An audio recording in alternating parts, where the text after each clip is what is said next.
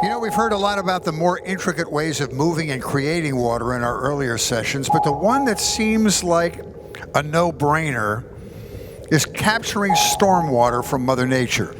People are often very surprised to learn that when we get lots of rain, most of it goes right out in the ocean. We watch it roll down the LA River and wave at it. Flood control measures put in place decades ago changed the landscape of the Los Angeles and Santa Ana rivers and also allowed for precious stormwater to be lost.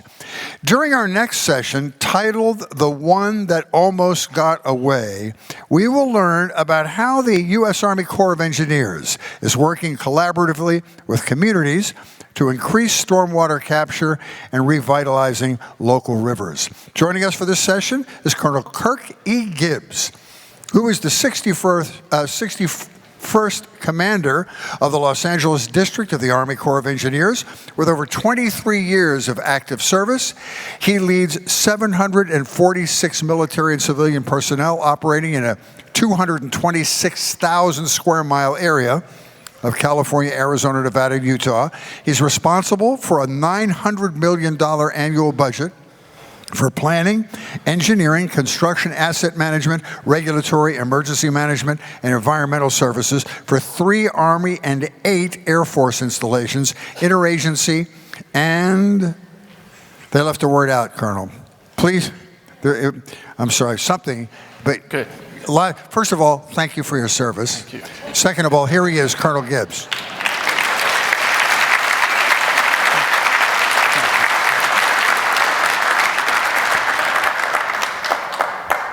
Thank you for that introduction, sir.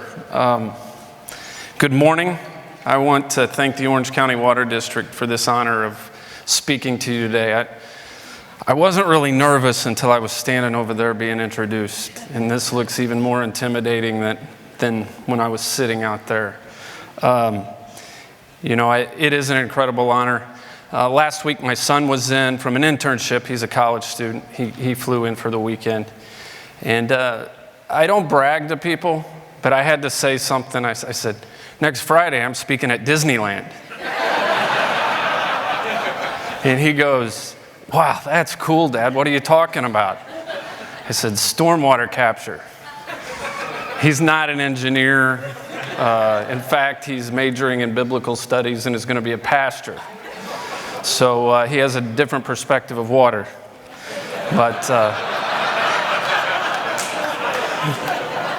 But I will tell you that it's an honor to be here. And if you read the bio in your handout there, you know I'm from Missouri. So I do want to highlight one thing. Us Missourians are very loyal to our home state. Me in particular, very loyal to my home teams. So moving to Southern California for now the 3rd year, I've lost the Rams. That one hurt, but I'll tell you what hurt more than that. And if any of you know that there's major life events, you remember exactly when they happened, where you were at. Whether it's the Berlin Wall coming down, or catastrophes and disasters such as 9/11, you know where you were at. I want to tell you that I remember exactly where I was at, what I was doing, and how I responded when I got the word that Albert Pujols signed with the Anaheim Angels.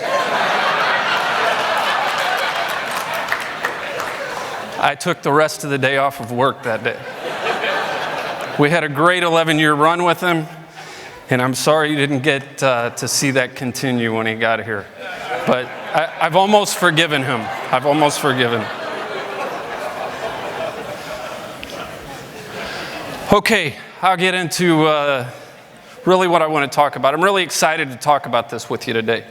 What the U.S. Army Corps of Engineers is doing to conserve water, stormwater capture, really when it gets towards water supply projects overall. I'm excited to tell you what we're doing. And I know we've been mentioned up here already today, but I look at us really as an organization that helps people get to yes, and we support our district in particular, the Los Angeles district, supports Southern California to a great extent. Our district boundaries, I want to tell you, Southern California, of course, Southern Nevada, the entire state of Arizona, just a small sliver of Utah, so it's pretty large. numerous speaking engagements I've been at, I call our district, one of 43 across the U.S. Army Corps of Engineers, the drought district. That's a very important fact, particularly for the subject that I'm talking about today. And I just called it a fact. It's funny. Yesterday I was in a meeting in my headquarters. Staff member who lives in San Francisco, he told me yesterday that the drought was now over. And I said, no, it's not. Maybe from a perspective of Northern California, there's some people who are thinking that way, but not in Southern California. And that is an issue that we've all got to be out there talking to federal government, federal leaders in Washington, D.C. about. They're so disconnected from Southern California, state of Arizona, they don't know the challenges we're dealing with. I do want to highlight, we do have, this year it'll be about a $700 million program. Only about 100 to 120 of that is going to be civil works. So 15% of our program is civil works. I don't want that to concern you, because really the point I want to make is that is what we are known for. Civil works. That's what I focus on. That's where the most pressure comes from, primarily in the way in which it's funded, congressionally authorized and appropriated projects. We currently have 12 feasibility studies. I'm going to talk about one of those in a second. I want to tell you that and let you know that our challenges really work around the budget constraints that we have. We compete across the entire nation with 42 other districts. So what you see up there are business lines under civil works: navigation, flood risk management, ecosystem restoration. It goes down the list. You see water supply there, number 4.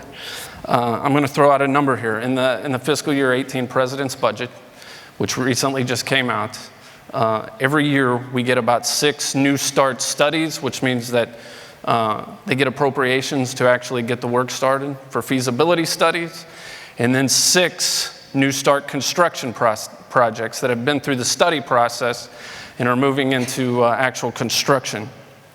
5 of those 6 in both categories are flood risk management projects and navigation. The other one of those 6 is ecosystem restoration. What does that tell you? Where water supply, water conservation type studies kind of fall out. So I'm going to move on from that. So is our district, the Los Angeles district, doing anything to help Southern California with stormwater capture? Yes, absolutely, but only with very committed sponsors. Okay, I'm going to talk briefly about our water conservation efforts really over the past 6 to 7 years and what we're doing right now. The first thing you're going to see on this slide, minor deviations. Okay, so I got numerous in my notes here from my different staff members. What's a deviation? Okay, we have water control plans. It's how we operate our dams. It's the level that we can hold water behind the, when the water gets up to a certain level behind the dam, we have to start releasing it. We do a whole lot of work to get a 1-year deviation in place where we can change that water control plan for the wet season. So we end up getting a deviation approved where we deviate from that water control plan. We operate our gates differently to hold more water behind it, work closely with downstream sponsors. In the case of Prado Dam, for example, the Orange County Water District, so that they can control where the water goes, divert it, spreading grounds, detention basins, allow it to soak into the water table. I'll just highlight the number from this year, the increased rain amount that we received this year. After the storms in February, 52,000 acre-feet of water had been conserved, worth approximately equivalent to about $41.6 million worth of water that would have had to be imported. And then you see the numbers for our other dam where we had a deviation in place. So what continues to work? We're working on major deviation packets that would keep the deviations in place for up to 5 years, over the next 5 years. That takes an incredible amount of work, an incredible amount of coordination and input and feedback and comments. Probably some of them are 122 pages from resource agencies. They're expensive. Committed sponsors like Orange County Water District is allowing us to move forward on that. And I'm very happy to say for Orange County Water District. This 5-year deviation in place should be in place in November of this year, the latest December. So for the next 5 years, we don't have to do that 1-year deviation work every year. And it allows us to continue with what is the Prado Basin Environmental Restoration Study, feasibility study, also sponsored by Orange County Water District. By the time we can implement what comes out of that study, it's a permanent solution to how we can conserve water behind the dam, release it in conjunction with the water district downstream, and conserve as much water as possible. I'm going to go ahead and move on to the next slide and talk about it at this point. You see Whittier Narrows, we're doing the same process. Probably a little more challenge there in the support that we receive for those. I do want to make one thing clear. If, for example, if Orange County Water District decided we don't want to go forward with this study anymore, I would cease to continue getting support for the 5-year deviation packet.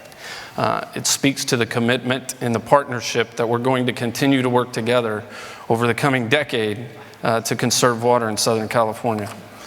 But I do want to focus on some key points from one of my favorite feasibility studies, the Prado Basin feasibility study. It began in 2012, so it's taken a while. It's a complex study with a lot of challenges. We're well on our way, though. Very close partnership with the Orange County Water District. They requested initiation of a multi-objective study that would look at ecosystem restoration, improved sediment management, and increased stormwater storage. So when you look at what is authorized and appropriated from the Washington, D.C. level, our headquarters level, the Assistant Secretary of the Army for Civil Works, you can see how far down water supply, water conservation is. So what is the best way to get that into a study? You do what Orange County Water District, and they request environmental restoration and combine that with water conservation, combine that with some sediment management. Secondary benefit, I know, will be recreational opportunities. Those type of multi-purpose projects are more likely to get federal funding support. This one currently, Orange County Water District, the sponsor, is paying through the remainder of the study to ensure it gets done. But my message to you all would be, as stormwater capture goes, I view this as the model study for that. It's multi-purpose, it has a committed sponsor, 2 critical pieces. And I'm going to continue talking about the drought in Southern California every time I go to our headquarters, every time I go to Congress. But I think if we can get this study to the finish line, get increased water conservation in place, capture as much stormwater as we can in Orange County, I think it'll be groundbreaking for Southern California, Arizona, and really across the nation.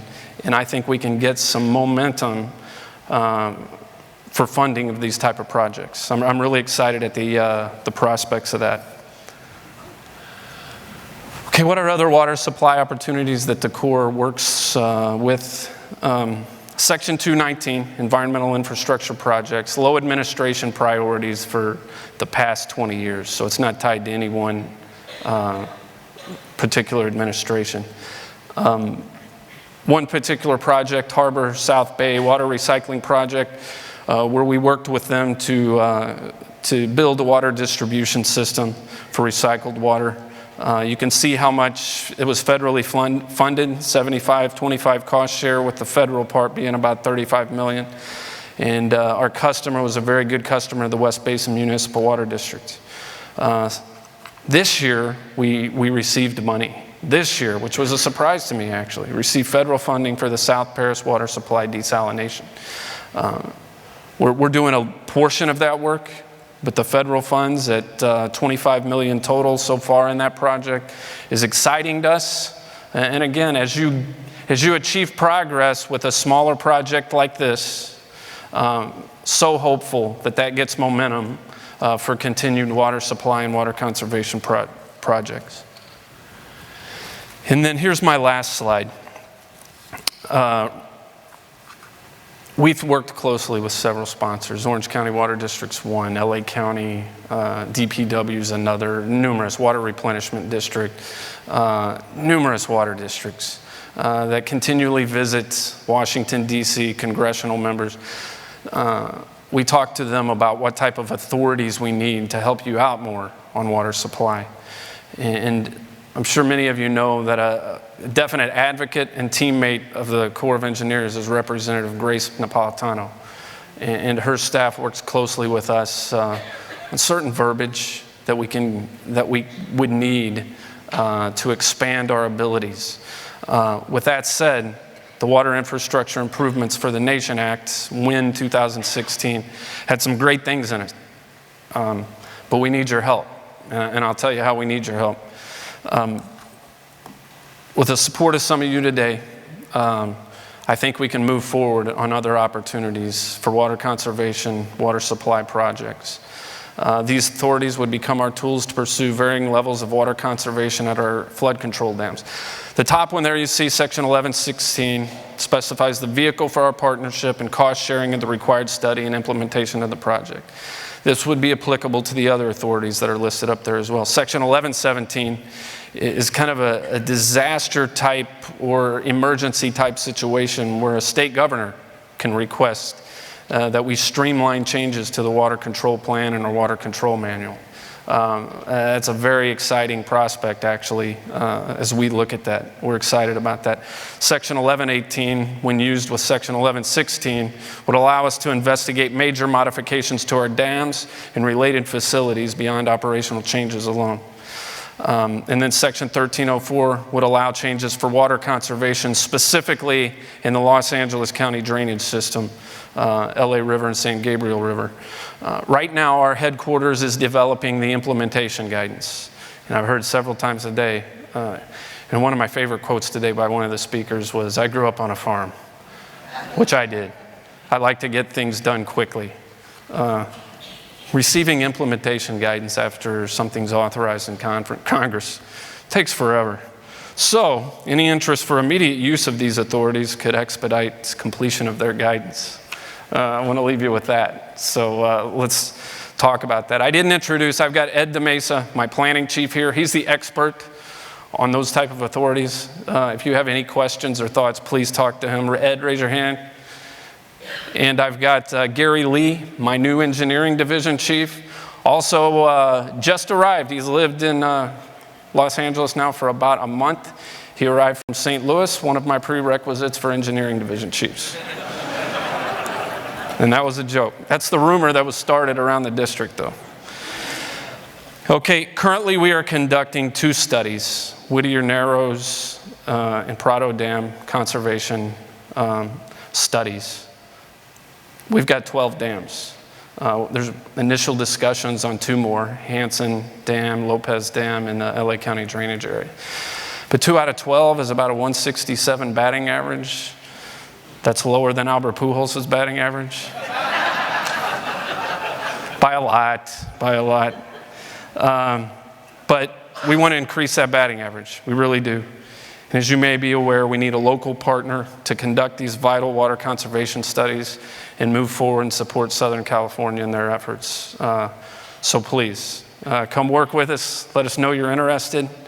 And I appreciate your time. I'm going to stop there.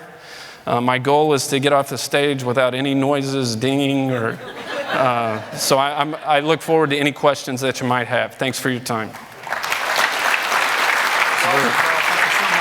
Pleasure talking to you. You want me to sit down, or? You can sit down, take a seat. You lost Pujols, but you also lost the cost of Pujols. Yeah. So you defrayed the cost of Pujols to Southern California. Pretty amazing. Colonel, we've been seeing a lot in the media lately, some of the final plans for the redevelopment of the LA River area. The architect, Frank Gehry, the world's preeminent architect, is helping to design it and make it a more natural habitat. And there's a school of thought that this may threaten the efficiency of the water runoff. What are your feelings about that? As far as the efficient water runoff, flood control? What I mean is they're going to take out some concrete, they're going to restore natural lands in there, reestablish the habitats in there. Would that be a danger to the flood control aspect of the LA and Santa Ana rivers? The short answer through our decade of studying this and analyzing it is no. One of the requirements to move forward with environmentally restoring the LA River channel was that we would not impact the channel capacity, its ability to manage flood risk at the levels that it was originally designed. Some portions were originally designed at 25-year events, some up to 70. So one of the requirements is that we do not impact that. Frank Gehry, I know he couldn't be here today. We're so excited to be communicating with them. My staff's met with his staff 3 times. I've talked to him quite a bit. And, one of the challenges that he often comes out and says is, how do you get after environmental restoration? It's in conflict with the flood risk management piece. And so that's why they're kind of talking to us and working very closely with us. Frank's team has looked at the entire 51-mile stretch. We've really looked primarily at that 11-mile stretch of the LA River project. But it's so exciting to see how they've kind of validated much of the analysis that we've done. And as we work with him, we'll keep that in mind, that we don't impact the flood risk management to the population along that river. Awesome. And it was brought up in one of the earlier discussions, and I know it's a little off topic for you, but I'm just fascinated by it personally. And that is with the threat of a rising seawater everywhere. I would guess that you would be the point organization in trying to develop our infrastructure to ward off rises in sea levels. Any part of your concentration, do you talk about that? Do you theorize what the future is going to be like with rising sea levels in Southern California and how you might work against it? I would say people much smarter than me theorize about it. I will tell you that, part of our mission is the navigation piece. 14 harbors and ports along the California coastline that we're responsible for. We dredge, we maintain and build breakwaters and jetties to try to be ready for those things. The short answer is yes, that's considered. We talk about that. But did I answer your question? Oh, no. No. You have short-term goals, and those are long-term goals. Yeah. And above your pay grade is what you're saying. Well, not necessarily. Okay. Not necessarily. Ed, do you have any thoughts on that? Whoops. I threw a monkey wrench into this whole thing. I'm sorry. I did bring him for a lifeline today.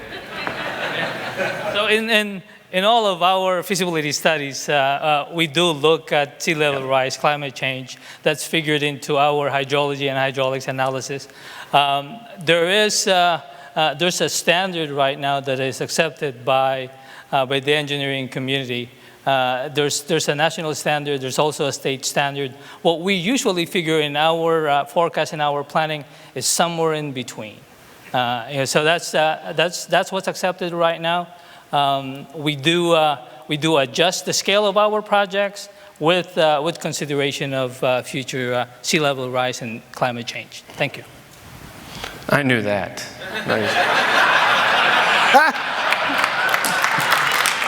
Thanks, Ed. I look at the recent news stories, and we watched, first of all, Katrina. Yeah. And how the levee structure was fractured there, and it was always the Army Corps of Engineers that had to solve that problem immediately.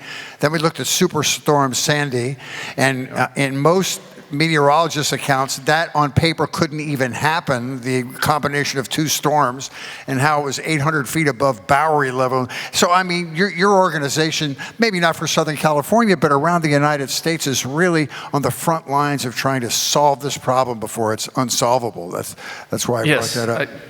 One thing I'd say to you all, when you look at Hurricane Katrina, you look at Sandy as well, those emergency disaster type of events led to something.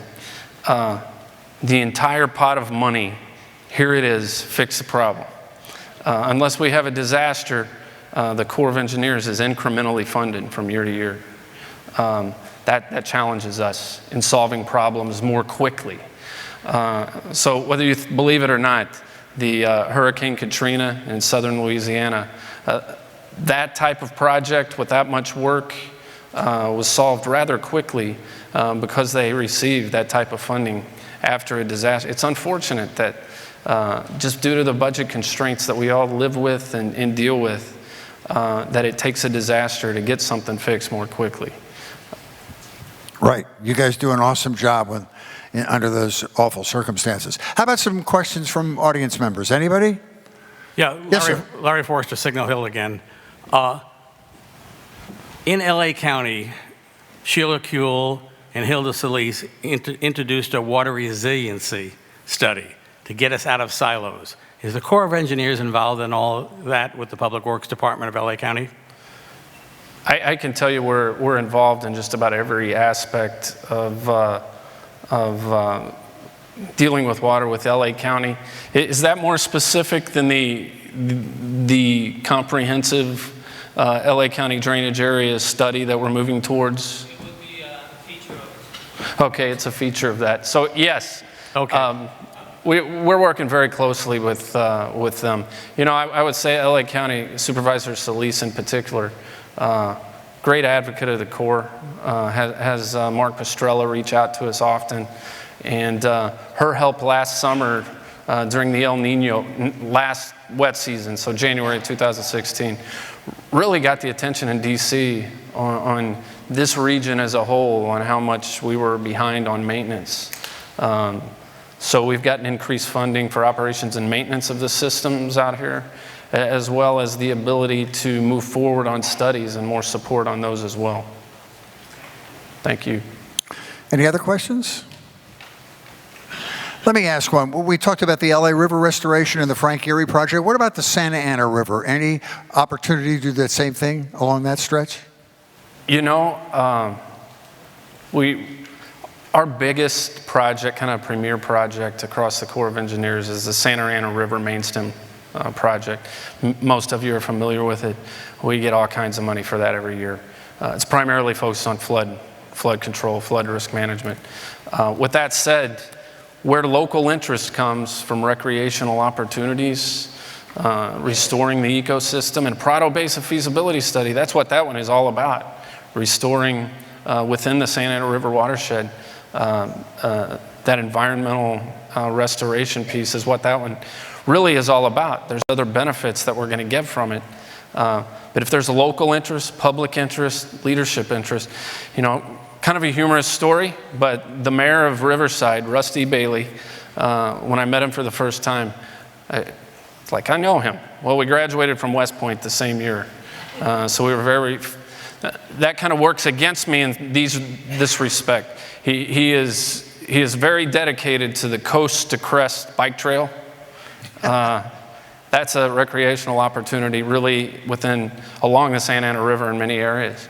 But now every stakeholder that he knows that we're classmates. They think he's got an in with me.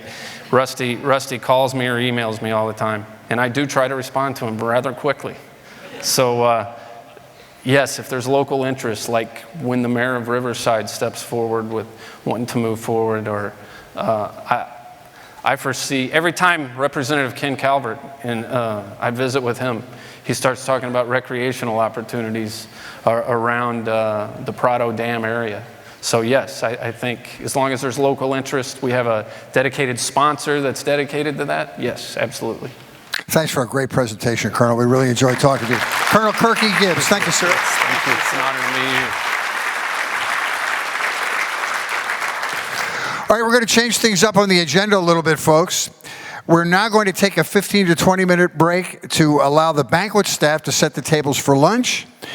And during that lunch, we're going to hear briefly from Seth Siegel and also hear from our Session 5 panelists. At this time, we're going to kindly ask you to exit the room, take all your personal belongings, be prompt, because the faster you leave, the quicker we will get you back to enjoy lunch and a great presentation. Thank you. See you in a few minutes.